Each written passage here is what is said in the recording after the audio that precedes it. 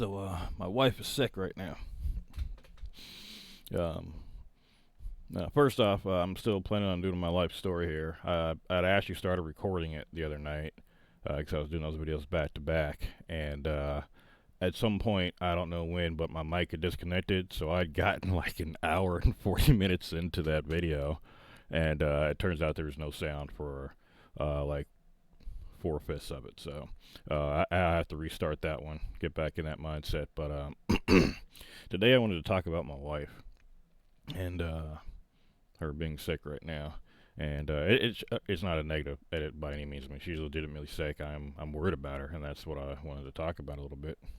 Um, she got pneumonia right now, and I know that technically, I mean, it is, something easily survivable nowadays, but it still scares me because this is like the umpteenth time, I've had to see her in the hospital in pain, and it's something that I can't help with it. I can't take her pain away or anything. I'm not a doctor. I can just be there for her support, and I mean, it's not like she's like really sick or anything. I mean, she's had some gastric surgery, so she's done incredible on weight loss. She's been busting her ass, especially having two kids. She's done an incredible job on that. She's still hard on herself, but she's doing an amazing job. I just wish she could see it herself a little bit, but I try to keep her on track. Um, but she's had two surgeries for that. Both of those went well. But seeing her like that, I mean, scared the crap out of me. And I mean, seeing your loved one in a hospital, I don't know if you've ever had to do that or not, but I mean, it freaks you out. But then, of course, she gave birth to our two children, so I mean, you can't help but go to a hospital then. But even then, I mean, if she'd only been in a hospital because of our children, it still freaks me out. I mean, it's still, I hate seeing her in pain, like I said. So it's something that's kind of been on my kind of been on my mind. And like I said, she was just recently in the hospital for pneumonia, and I mean, she is knocked out right now. She's passed out. It hurts seeing her like that because she's in pain, and like when I see her like that, I can't help but like go through all the dark thoughts in my head, and I hate doing it. I know it's not healthy, but they just come. And what I found out is that the things that I hate the most are, one, like the first thing that always goes through my head is my son and daughter, asking where's mama at if my wife had died or something had happened, where's mama? And that plays through my head over and over again. Like I keep seeing just a gut wrenching scene of my daughter like trying to climb into the casket to get to her mama, and I'm like, I that plays in my head, and I hate that my mind goes there, but that's just, I mean, I hate that. And then two, I almost got physically ill with this one whenever I think about it. Like I almost gagged the first time. I really did. um, the thought of my kids ever calling any other woman mama just makes me like, even right now, I can kind of feel a little bowel rising. Like that just makes me physically ill. Like I don't know how I could do it. I mean, I don't know if I could get married again. But I mean, what if they accidentally call someone mama? I mean, they would probably end up calling a teacher mama, and I mean, I don't know if I can handle something like that. So that's that's something else that's been going through my head. That's not fun. Same thing with having kids. I mean, dark thoughts throughout your head when you have kids. Like, oh my God, you got to protect them from everything. You don't want them out of your sight. And I mean, those still haven't gone away. So mm. so, but yeah, that's what's going on right now. I'm really worried about my wife right now, and yeah. I don't know. I was going to talk about how we met for some reason. I had a segue to it, and I can't remember what it was. Downside of getting high, sometimes you have some brilliant ideas, or ideas you think are brilliant, and you forget them 2 minutes later. But yeah, I think I was just thinking about how our lives were so different from when we had first met. I mean, we got kids now. We got full-time jobs. I mean, big person jobs, corporate shit. We got two rugrats, boy and a girl. I mean, it's amazing. It's the American dream. And I was just thinking, I mean, that's our lives right now are a lot different than they used to be. I mean, we've got a mortgage, we've got a car payment. I mean, we paid off a car already. I mean, we're doing big person things. And you're like, when did you become an adult? Because you remember kind of being young and kind of reckless together. And I was thinking about how we met, because we actually met one of the few think about the only online dating story I've ever heard in real life that's worked out. We actually met online on OkCupid. We were we were talking for a while, and then we finally met in person. And well, my wife is a bigger girl. This is something I've never told her too. So, baby, if you ever find this channel, hi, how you doing? But this is nothing bad, by the way. It's nothing bad. Never really cared too much about weight. My first girlfriend was a little chubby. I don't know if her being my first or anything like that, you know, made me like bigger girls or anything. I'm not like a chubby chaser. I mean, I've dated skinny girls, I've dated big girls. I guess I don't care about size that much, or didn't think I did. But my wife was a bigger girl. I admit, she didn't look that big in her profile pictures, but when we met in person, I mean, yeah, she was bigger than I thought she was gonna be. Kind of surprised me, but I remember there was something about her face, um, I remember what it was. It was when I saw her, like when she saw me, I was coming across the street, and as soon as she saw me, like I could see her smile from like across the street, and I could see her get shy, like from there, like that kind of, it kind of threw me off. So I'm like, okay, she's legitimately shy. We've been talking back and forth for weeks already, and here she is. I mean, she's just as shy as I am, and then yeah, she just like kind of smiled when she saw me and kind of looked down a little bit, and yeah, that was that definitely snagged me. Um, then we talked a little bit, and we were at her job. We talked a little bit, and I was about to go. I was about to head out, and she hugged me. You know, we hugged each other, and the hussy bit me. She bit my chest with my shirt, and I was like, okay, that's what we're on, huh? And she just kind of smiled. I don't remember if we kissed or not, but I remember we talked later on that night, and this is not for the children here, but long story short, she ended up back at my place, and I think I set my record number for times that we've done it in one day. I forgot if it was 8.5 or 9. I forgot what we landed on, but it was 8.5. I don't remember if we counted that last one as a half or a full one, but can't explain it. So, yeah, shoot.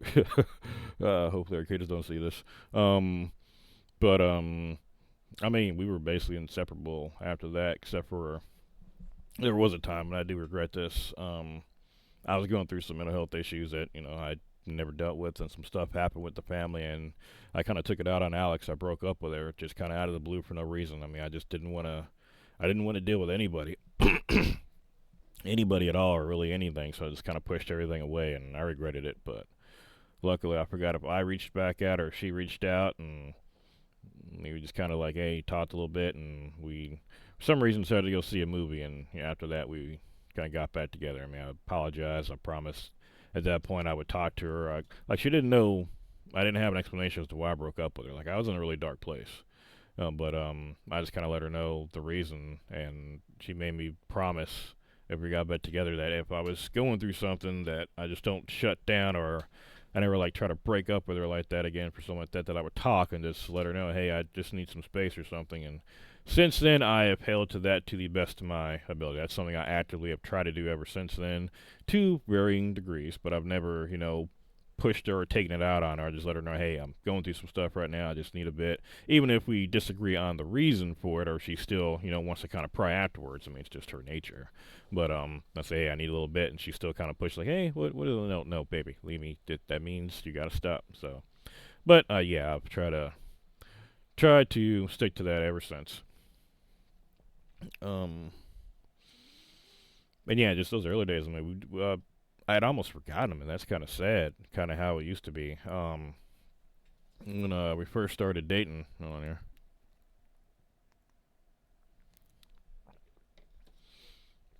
we would go back and forth between each other's houses. But for one reason or another, we ended up going to her place more often than mine. And I just kind of like, I didn't technically move in, but eventually I just stopped going back to my place. I mean, I would like come over for the weekend at first. I'd bring my cat over there, go back to my place for work and school, and come back over during the weekend, or come over and whatever. I just like slowly started going back to her place more and more. It just became a thing. And then one day we kind of joked about it, realized like, I just kind of moved in by accident, didn't I? And I mean, it was no big deal. I mean, we were fine with it, but I remember I had to go back to my place for something, and my roommates were like, "Oh yeah, you do still live here." I'm like, "Yeah, man, I've just been staying in the house." Cause they're like, "We thought you moved out, man." We're like, "No," but they were like, "Oh, okay, cool. Hey, hit me up at the club later," and yeah, it was cool. Those guys are still cool. I still like them. Still keep in touch every once in a while. Um, but yeah, we just kind of stayed there, and it was kind of weird. She had she'd come to the state from my hometown because she was with a guy. She'd followed him out here. They ended up breaking up, but I guess he still needed a roommate, and she didn't really have anybody else. So they ended up being a roommate still, and that's about the time that I started dating her.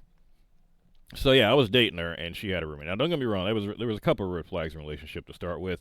Like I said, the weight, it was more than I expected, but I didn't really care. But then yeah, the roommate thing was kind of a red flag.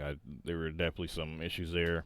And anytime someone has mental health issues, that's technically a red flag, but I did too. But these are all things that she's worked on, by the way. So don't. I'm not saying that this has not worked out at all. I've been a very, very lucky man. But no, the roommate thing I can get to. I mean, not knowing anybody else in the state, I mean, it can be scary. You still need a roommate. Okay, I can understand it. But yeah, about the time I kind of moved in, I was sleeping with her. I was banging her every night and shit. And it was always kind of funny because this guy at one point, I guess he like got pissed out that I was dating her or some shit. He's like, I'll kick his ass or some shit. And keep in mind, he knows I'm a Marine. I'm actively in the reserves while I'm in school. And this I mean, he's a fat fuck who literally just spends all his time playing WoW. Not that I didn't spend all my time gaming too, but I actually work out and, Marine, so I'm trained to do some shit. Um, and he's like, yeah, I kick his ass. Keep in mind, this is after I had actually helped him and his dad move some furniture into the apartment. I remember there was like a couch, and they pulled it out, and they were like, "Be careful, that one's heavy." It took both of us to lift it, and I lifted this thing like it was fucking nothing. And like he's like, "Be careful." It took two of us. By the time he said two of us, already got in the air. He's like, "Two of us to lift it." I'm like, "Huh?" Oh yeah, sure, man. Just point to the door for me. I think to kind of shut him up after that, because I was like, "Yeah, that was nothing for me." Um, just little stuff like that. You can always tell somebody who like can't fight it, who's all bark and no bite when they say stupid shit like that, and then they clearly see that they would be outmatched or something. Not that I would ever fucking do it. As long as he kept his hands to himself, he never said shit to me directly, so he was just a shit talker. He was just pissed. But yeah, never said shit to me directly. So I mean, I made sure he never touched Alex or anything. He eventually moved out, and it was just me and her. And eventually we went ahead and after we were at this for 4 years, I think. So I think after 4 years, I had we were just sitting there. It was New Year's Eve. We were just chilling, and we were just kind of talking about our relationship. And I was like, well, I guess there's nothing else to do except to propose to you. Will you marry me? And I proposed right there. I didn't have a ring or anything, but she said yeah. I had called her mom already and asked to talk to her dad and ask their permission to marry their daughter and everything. I was still kind of traditional that way. And her mom was just like, she's going to do whatever she wants to. We figured if she wants to marry you, she will. So I took that as a yes, and I proposed that New Year's. So we got married that October, and yeah, we moved into a new place, just us, a little bit before that. And yeah, we had got our new jobs at that point, big boy, big girl jobs. And yeah, after a few years doing that, we decided, hey, just go ahead and have some childrens. And shortly after our daughter was born, we bought a house. And yeah, I keep in mind, I'm happy where we're at, but I was thinking kind of how the early days were at. Like we used to stay up all night like game, and I was trying to think. Like my wife had mentioned how she missed, just gaming on that little table she had, and I forgot. I'm like, holy shit, she did do that. She had just had like one of those eating trays, and she used to just have that on the couch, and we'd be playing Minecraft Minecraft was our thing. Still is. I've still got a Minecraft server. But we used to just play modern Minecraft like crazy. Like when I say my wife and I have played on probably at least 50 servers, I mean we have probably played on at least 50 servers throughout the years. I mean, we'll get on there, we'll get to end game, we'll destroy everything, we'll kind of get bored, we'll go play some. Well, I admit I'm the one who kind of gets bored first. Kind of once we hit in game and there's nothing else to do, I'm kind of like, oh, okay, it's time to switch to a different game. And we play a lot of different games. Or she'd play a lot of WoW and I'd play whatever I was playing. I'd play some Star Wars. What was I really playing heavily back then? Stuff like. Cause I was trying to remember because that's about the time I really had started getting into gaming. Mm. Like I used to play Halo and stuff all the time, but I realized like I never really played like MMOs and stuff like that until after I got out of the Corps. I got like Halo is what we played all the time. Me and my buddy Evan, we just played Halo every damn weekend. We get Pizza Hut wings and Supreme Pizza, stuffed crust, and we would just kill it. Now Halo Reach was my shit, and ODST was my favorite of all time. You right. But like I remember playing Final Fantasy 14, the first iteration of it, with my buddy Sean.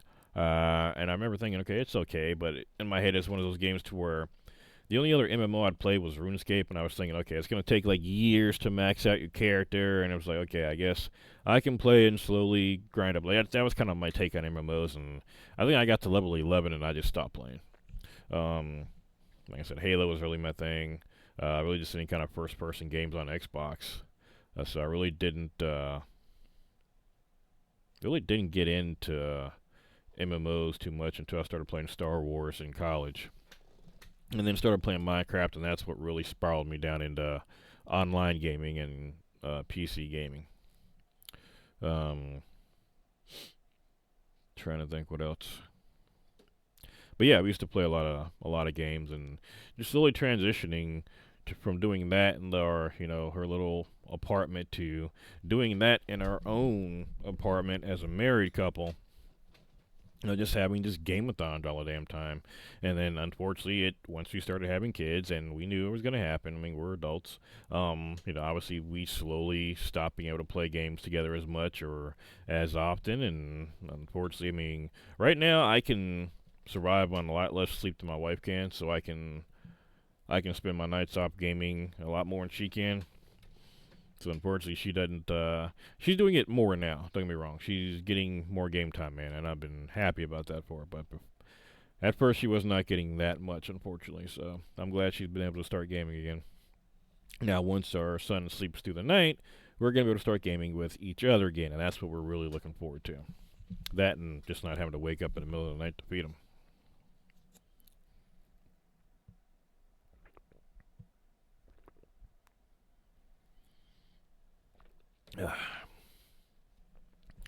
But yeah, that's just kind of stuff that goes through my head when my wife is sick. I mean, I know this is stuff that she has a very high chance of surviving, but it's not it's hard on me too when she's sick, and it's not me trying to sound selfish. It's I know that she feels terrible, but obviously I'm worried about her, and that just drains the hell out of me. On top of taking care of the kids, and I worry a lot, and it's not like I'm shirking with the kids either. So I am drained by the end of the day. And keep in mind that's pretty much always because I'm always worried about her. I'm just worried for a different reason right now, and that reason also happens to involve the slim potential that something may happen and she may not survive. And again, she's okay. She's okay right now, but again, these are thoughts that I can't get out of my head sometimes, and it's like an earwig. It just stays in there, and it takes a lot to shake them sometimes. But yeah, so that's what I'm going through now. I'm waiting for my wife to get better, hoping she will, and just being there for her when she needs me. So, but that's all I had for today. That's just what's been going on here recently. So I will see you guys on the next one. I'll try to start the life story one up again. So I'll see you guys later.